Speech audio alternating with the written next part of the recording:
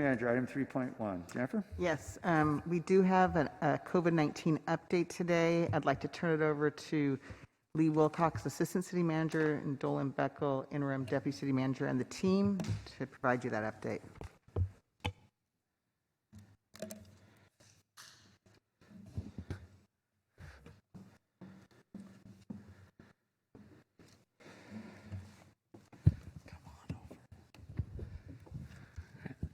Very good. Good afternoon, Mayor, Council, community members. Lee Wilcox, Assistant City Manager.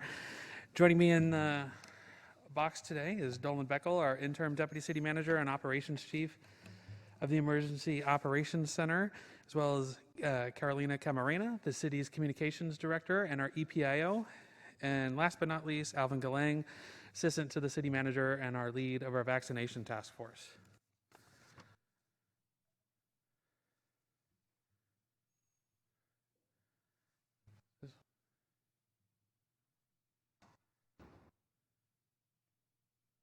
There we go. Consistent with the last few COVID updates from city staff, we're going to keep it focused on a limited number of items so they have the opportunity to discuss those with you. These are going to focus on data, trends that we see with COVID-19 throughout the world, country, and locally. And then for today, we'll be jumping into kids vaccinations, boosters, and the new guidance on indoor masking that was released by the County of Santa Clara as well as other Bay Area counties. And the next part of our presentation will be given by Dolan. Thanks, Lee. So good afternoon again, Honorable Mayor, council members, members of the public and city staff. Dolan Beckel, Deputy City Manager, Interim Deputy City Manager, here to present the trends in COVID-19 since our last update on September 25th. The Delta variant, the most serious variant, remains highly transmissible through most of the United States, as seen in the red shading on the Center for Disease Control, or CDC map, and remains the dominant variant in the United States. There are no variants of interest at this time, as the Mu variant has shown not to be a concern to the CDC.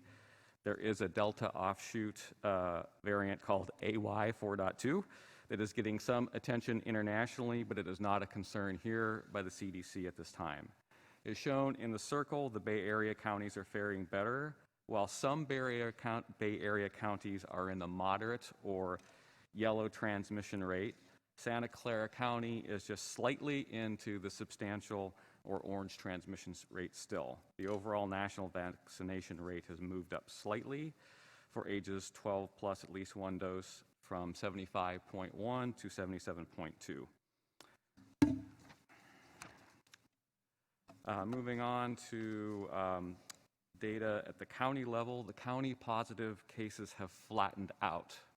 They have not returned to the levels of single or low double digit we saw before the rise of the Delta variant. Deaths per week do continue to decrease. Two of the primary indicators of the stability of the public health system are: one, hospitalizations, and two, the intensive care or ICU bed availability. Hospitalizations have moved up slightly, and the number of available ICU beds has decreased 21% from our last report. And while the ICU beds have decreased, it should be noted the availability is trending up and down in a fairly narrow range, as this graph shows. Also on the graph shows the peak availability of ICU beds at the start of the pandemic, and it should be noted the county does not have a large contingency should a more serious variant arise during the winter months, requiring a major surge in ICU bed availability. Since our last update, both the county and city vaccination rates have increased slightly when the denominator is ages 12 and above at least one dose. So the city's vaccination rate has moved up from 92.5 to 94, or a 1.5% increase, and the county's vaccination rate has moved from 88.4 to 89.6, or a 1.2% increase.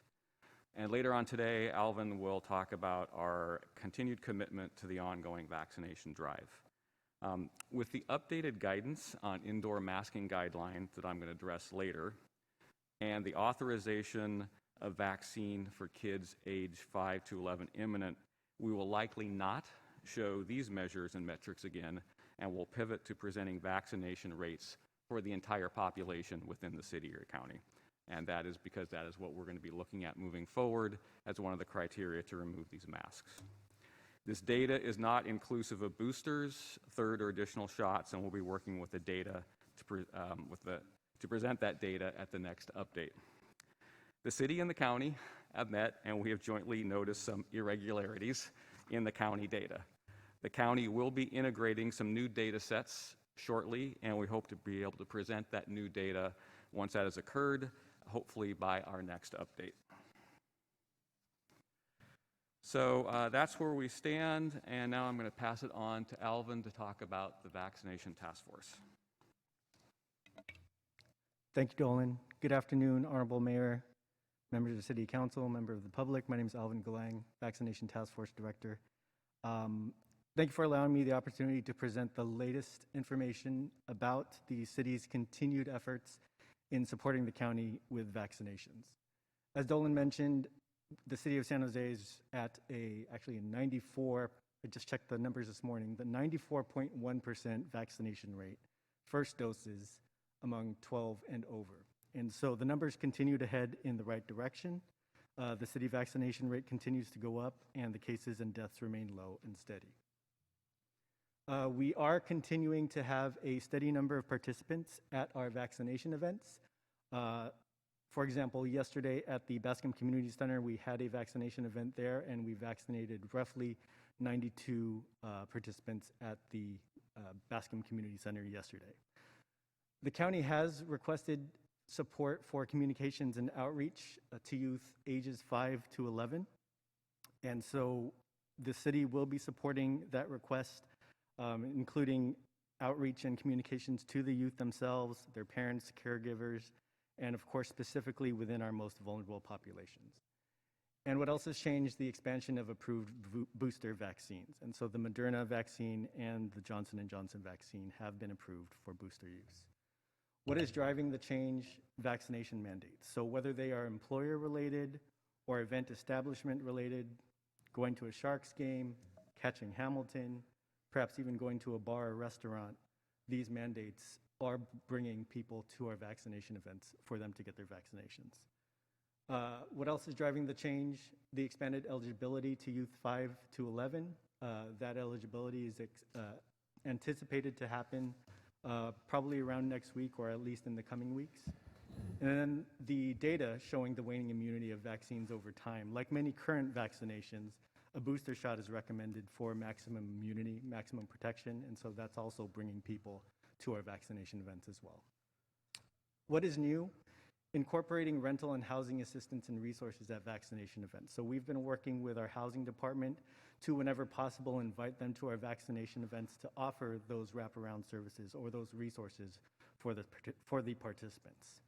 We're also re-engaging with our San Jose Fire Department personnel to assist the county in having in-home vaccinations and assisting the county with that program. And so with that, I would like to pass it over back to Lee.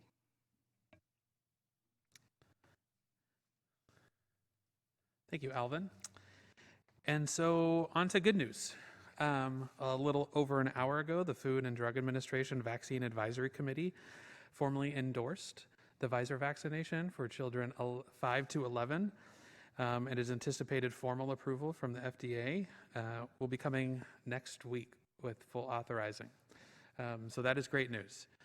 I'm going to cover a little bit of what we know of our pediatric vaccinations locally as well as boosters. And so just wanted to give context. As one of the council members asked last 3.1, what were we looking at? And I think you'll see a much different approach from the county, Board of Education, hospitals, and the health and hospital system. Whereas in last January and February, when they were planning for vaccinations, that number was about 1.5 million people that need to be vaccinated. Whereas countywide, they're looking at a much smaller number of around 160. So we're likely to see a lot of smaller locations, more formal locations, and not the mass sites that we once saw, meaning that we'll have an easier time with some logistics and a harder time with other logistics. One of the things that I wanted to point attention to was for our own county, as well as all hospitals and providers throughout the U.S. One of the surprises in the way of regulations from the federal government was the vials that the Pfizer vaccine is stored in. So for pediatric vaccinations, the dosage is lower, and we actually have a lot of capacity of Pfizer vaccination or vaccines within our own county. And so the thought was of a few weeks ago to go ahead and use that and train injectors to take out a smaller amount. That will not be feasible, and federal government is now going to require separate vials that'll be color-coded differently to ensure that the dosage is correct. So not like before, where we saw a bit of a lag in vaccine eligibility or availability within our locality. There will be a slight lag as that distribution system gets set up by the state, as the state is handling that per the federal government. Again, that is being created in parallel and mirrored off of the existing new distribution center that we saw later on in the vaccine efforts. So for the first few weeks here, some efforts might be more focused by pediatricians and other community clinics, versus somewhere after 1 or 2 weeks, this will really open up quite a bit more. So I wanted to make everyone aware of that. The county will be following President Biden's plan and ensuring that most vaccinations take place in pediatric or family clinics so that parents can be with their children. But the county, after extensive work with the Office of Education and school districts and focus groups, will be offering 4 doors locally as we go into this. So obviously pediatricians and children's hospitals will be one. Pharmacies will be another one with a lot of capacity. Community-based clinics that the city that the county continues to put on with community-based organizations, with us supporting some of those with our vaccine champions, and then schools. And so there'll be 4 doors, and that is based off of research and focus group from the county, where parents really wanted different types of experiences, and I know some of us with children can understand that. As Alvin mentioned, our role has really been defined by the county as wanting to continue to partner on communications and outreach efforts. They feel that the team has really hit our stride in identifying and targeting parts of the community that wouldn't have looked at this previously. And our last push, while the numbers have been small, those last few events that we've been doing to get even 20 or 30 people has really moved the needle. And that's been deep engagement and a lot of experience with Carolina and her team on influencers and a variety of things.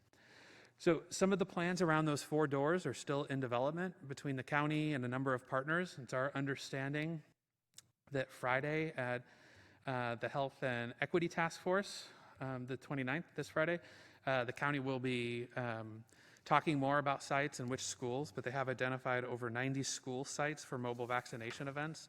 And they're going to continue to use all of the clinics that are in place now in our city to administer pediatric vaccinations. So moving on to boosters. Eligibility groups are now no longer limited to those who only receive the Pfizer vaccination as their primary vaccination. Individuals can now choose which vaccine they would wish to receive as their booster, as mixing is allowed. We'll say, even with the expansion of the booster, in a lot of parts of the state or other parts of the country, there's been concern about those that still haven't received their primary dose. Locally, luckily, our county has purchased and been awarded a lot of Pfizer vaccination, as well as Moderna, so we don't have that issue. But if supply becomes an issue, the county will be prioritizing those that still need a first dose of the vaccination. All vaccinations will be continued to offer at clinics, MAX sites, pharmacies, as well as different mobile clinics that we'll be doing, or that the county will be doing. So you'll be able to go onto the county's website, choose your location, choose the different type of vaccine that you'd like, and it'll route you to one of the many facilities that is in place. County staff is currently cross-training different staff and redeploying staff from other non-critical areas for a certain period of time over the next several weeks, if not months, to maximize the amount of personnel to move people through the booster phase as well as pediatric vaccination phase. And lastly, in-home vaccinations for boosters. As Alvin mentioned, they are looking at a variety of in-home solutions that they did for the first go-around for the first and second dose for the boosters. With that, I'm going to hand it over to Carolina to talk through some of our new communications outreach principles. Thank you, Lee. Good afternoon, Mayor, council members, and members of the public. I am Carolina Camarena, the Director of Communications in the City Manager's Office. So what has changed? We remain focused on communicating to our most vulnerable residents, even as we pivot to the 5 to 11-year-old vaccine eligibility. Currently, we do know that data is showing us that our Latino, Latina, Latinx youth, ages 12 to 17-year-old, have the lowest vaccination rate, and they are an audience for us. The County of Santa Clara has requested, as you've heard, continued support with outreach and communications, and we are happy to support them in those efforts. So our focus will be to provide critical communications to our non-English speaking and most affected zip codes, specifically prioritizing our outreach to teens and children and those who have agency over them. That means reaching parents, grandparents, and guardians. Specifically, we will need to reach those who do not have health insurance. To reach these priority audiences, we have and will continue to employ a variety of tactics, including, just this week, we've mailed out about 151,000 postcards to residents in our most vulnerable areas. And we will produce new messages and continue with this tactic as we progress and we pivot our audience.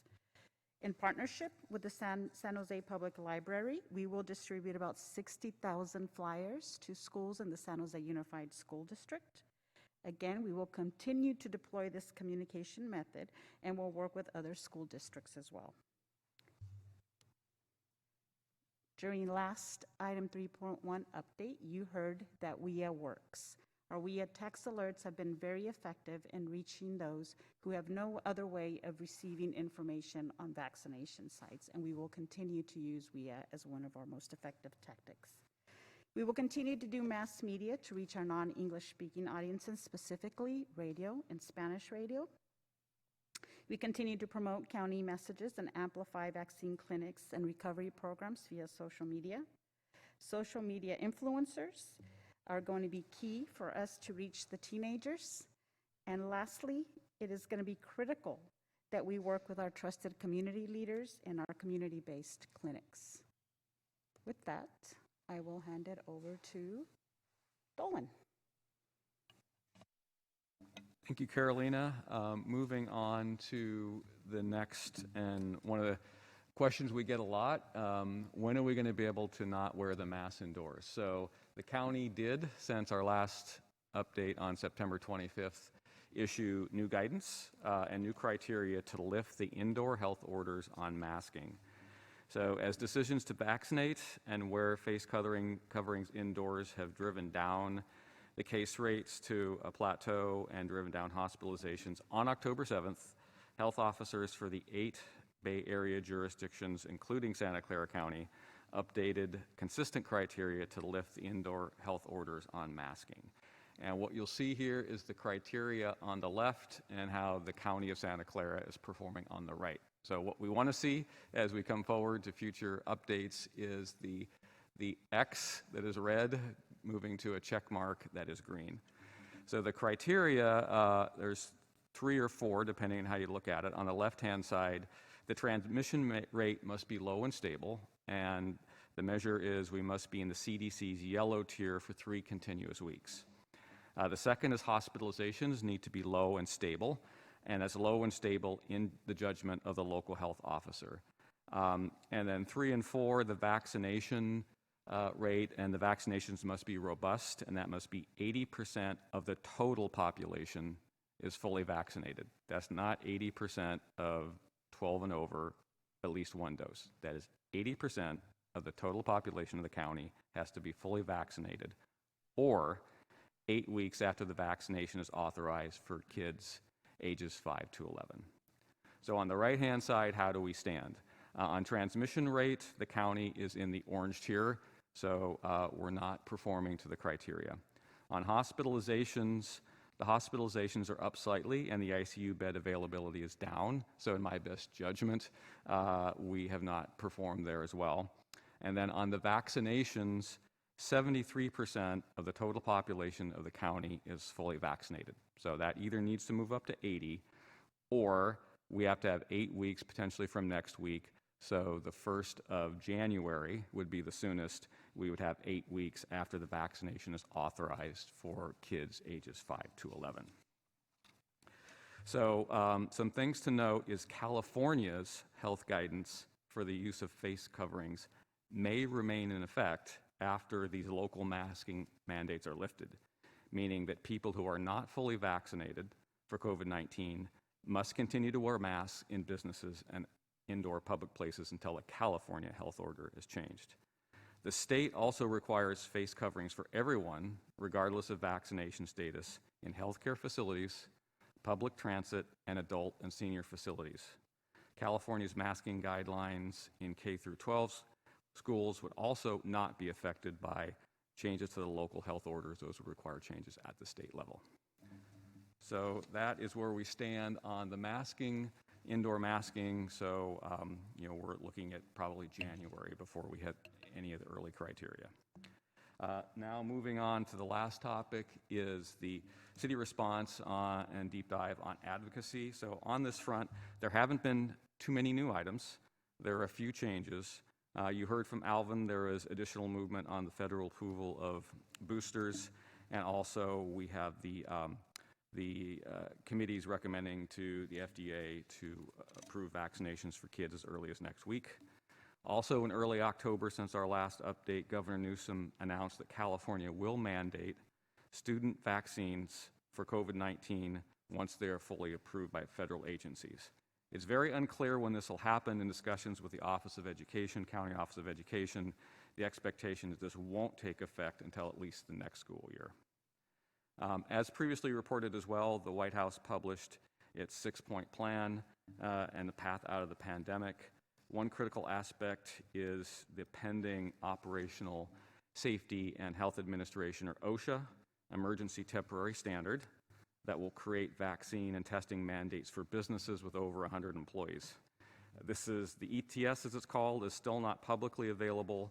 OSHA has submitted a draft to the White House several weeks ago. We have not received any update. And it is also unclear how this may impact public entities, because the language sometimes talks about all organizations and sometimes it only talks about private sector organizations. So our RGR team will continue to watch these items closely and will provide any updates once they are finalized from the White House. And that concludes this. Back to Lee. And that actually concludes staff's presentation. We're here for any questions the council may have.